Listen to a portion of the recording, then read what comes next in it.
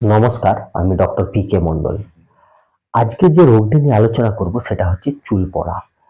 তাহলে চুল পড়া, চুল কেন পড়ে এবং চুল পড়ার ঘরোয়া পদ্ধতি বা চুল পড়া থেকে কিভাবে বেরিয়ে আসা যায় তার ঘরোয়া পদ্ধতি, আর শেষে কিছু হোমিওপ্যাথি মেডিসিনের কথা আমি আলোচনা করব। তাহলে ভিডিওটা শুনেই বুঝতে পেরেছেন এটা একটা খুব ইম্পোর্টেন্ট বা গুরুত্বপূর্ণ ভিডিও হতে চলেছে। তাই কেউ স্কিপ করে ভিডিওটা দেখবেন না। প্রথম থেকে লাস্ট পর্যন্ত ভিডিওটা দেখুন। আ তাহলে আপনারা সমস্ত কিছু জানতে পারবেন। নাহলে অনেক গুরুত্বপূর্ণ জিনিস আপনারা মিস করে যাবেন। তাহলে ১ম এই চলে যাব চুল কেন পড়ে এবং তার কারণ কি? না, চুল অনেকগুলো কারণে পড়তে পারে। ১ নম্বর কারণ দুর্বলতা, শারীরিক দুর্বলতা, রক্তহীনতা। কারণ শরীরে রক্ত কম থাকলেও কিন্তু চুল ঝরে পড়ে। তারপরে আসে আ ভারী কোনো জ্বর, যেমন টাইফয়েড, ম্যালেরিয়া, ডেঙ্গি এই টাইপের কোনো আ জ্বর হলে সেক্ষেত্রে কি হয়? না, চুল ঝরে পড়তে পারে, বা কোনো যৌন রোগ যদি হয় সেক্ষেত্রে কিন্তু চুল ঝরে পড়তে পারে। এছাড়াও আ বাচ্চা প্রসব করার পর, অর্থাৎ বাচ্চা জন্মের পরে কিন্তু মাথা থেকে চুল ঝরে পড়ে যেতে পারে। তাছাড়াও আরো কারণ হলো বিভিন্ন টাইপের মাথায় জেল ব্যবহার করা, চুল সিল্কি করার জন্য বিভিন্ন টাইপের ক্রিম ব্যবহার করা, প্রচুর পরিমাণে শ্যাম্পু করা, এই সমস্ত কারণেও কিন্তু মাথা থেকে চুল ঝরে পড়তে পারে। এছাড়াও কোনো অপারেশন থাকলে, শরীরে কোনো অপারেশন, ভারী কোনো অপারেশন হলে সেক্ষেত্রে কিন্তু চুল ঝরে পড়তে পারে। তাহলে আপনারা বুঝতেই পারছেন যে চুল আ কেন ঝরে পড়তে পারে, বিভিন্ন কারণে চুল ঝরে পড়তে পারে। তো সেক্ষেত্রে কি করতে হবে? না, এই সমস্ত কোনো ঘটনা থাকলে তাহলে সেক্ষেত্রে কিন্তু চুল ঝরে পড়তে পারে। এবং চুল ঝরে পড়ার ক্ষেত্রে ঘরোয়া কি পদ্ধতি রয়েছে? না, ঘরোয়া পদ্ধতি যেটা রয়েছে সেটা হচ্ছে যে বীজ, মেথি বীজ।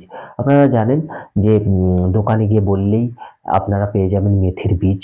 সেই মেথির বীজ কি করবেন? না, বাড়িতে নিয়ে আসবেন। সেই বীজটা আ ভালো করে ১ম এ ভিজিয়ে সেটাকে ভালো করে আ গুঁড়ো করে তার সঙ্গে নারকেল তেল অ্যা মিশিয়ে, ৫-৭ ফোঁটা নারকেল তেল মিশিয়ে সেটা মাথার মধ্যে ব্যবহার করুন। এবং মেথি, মেথি বীজ হচ্ছে একটি অ্যান্টিঅক্সিডেন্ট। অর্থাৎ অ্যান্টিঅক্সিডেন্ট যেটা আ কি করে না, চুলের স্ক্যাল্প গুলোকে আলগা করে দেয় এবং চুলের গোড়া থেকে সেটাকে দুর্বল করে দেয়। সেটা শরীর থেকে চুলটা সহজেই ঝরে পড়ে। সেক্ষেত্রে অ্যান্টিঅক্সিডেন্ট কি করে? না, খুব ভালো কাজ করে থাকে। তাহলে আপনারা এক কাজ করুন, তাহলে আপনারা করতে পারেন যে আ মেথি এনে মেথিটাকে ভালো করে আপনারা পেস্ট করে তার সঙ্গে নারকেল তেল দিয়ে সেটা মাথার মধ্যে লাগাতে পারেন এবং পরে সেটাকে ধুয়ে ফেলতে পারেন। তাহলে ঘরোয়া পদ্ধতি এটা গেল।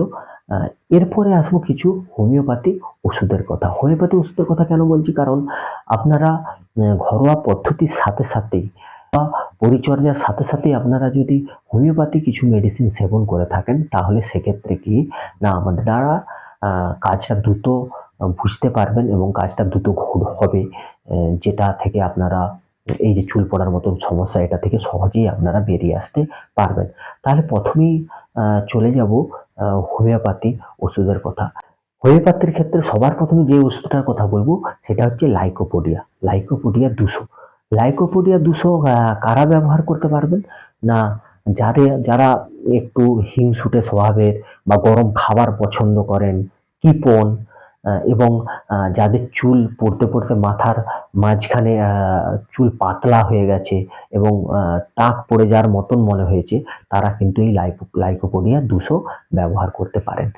কিভাবে ব্যবহার করবেন? না, লাইকোপোডিয়া ২০০ ৫ ড্রপ সকালবেলা খালি পেটে এবং বিকেলবেলা খালি পেটে ৫ ড্রপ জলের সাথে আপনারা সেবন করতে পারেন।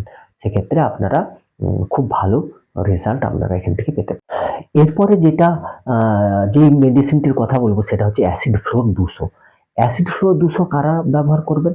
না, যারা হচ্ছে খুব রাগী এবং প্রচন্ড শক্তিশালী এবং ভারী কোনো অপারেশনের পর তাদের মাথা থেকে চুল ঝরে পড়ছে।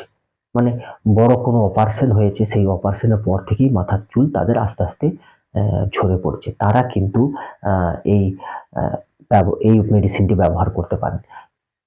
কিভাবে ব্যবহার করবেন? না ৫ ফোঁটা সকালে জলের সাথে খালি পেটে এবং রাত্রেবেলা ৫ ফোঁটা জলের সাথে খালি পেটে ব্যবহার করবেন। কতদিন ব্যবহার করবেন? না ৭ থেকে ১০ দিন আপনারা ব্যবহার করবেন। মাঝখানে আবার ৩ দিন গ্যাপ দেবেন। দিয়ে আবার আপনারা ৭ দিন ব্যবহার করবেন। এইভাবে ২ থেকে ২.৫ মাস আপনারা ব্যবহার করতে পারেন। দেখবেন এখান থেকে বেরিয়ে আসতে পারবেন এবং চুল পড়া আপনাদের যথেষ্ট কমে যাবে। এরপরে যে মেডিসিনটির কথা বলবো সেটির নাম হচ্ছে সেলিনিয়াম 30। সেলিনিয়াম 30 কারা ব্যবহার করতে পারেন? উম যাদের গুপ্ত জায়গা থেকে যেমন গোঁফ, দাড়ি বা কোনো গুপ্ত জায়গায় থেকে চুল ক্রমশ ঝরে পড়ছে, তারা কিন্তু এই সেলিনিয়াম 30 ব্যবহার করতে পারেন। সেই সেলিনিয়াম 30 কিভাবে ব্যবহার করবেন?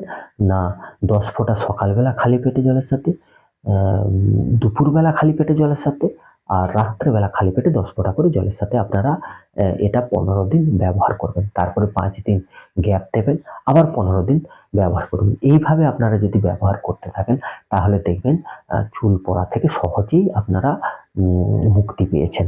এক্ষেত্রে আরেকটা কথা বলবো, শ্যাম্পু ব্যবহার করবেন। সপ্তাহে ১ থেকে ২ দিন শ্যাম্পু ব্যবহার করবেন এবং শ্যাম্পু বেশিক্ষণ মাথার মধ্যে দিয়ে রাখবেন না। মাথা থেকে দেওয়ার পরেই সেটা কিছুক্ষণ পর ধুয়ে ফেলবেন। এছাড়াও আ চুলে যখন চিরুনি দেবেন, সেই চিরুনি যেন খুব নরম হয় এবং আলতোভাবে দেবেন।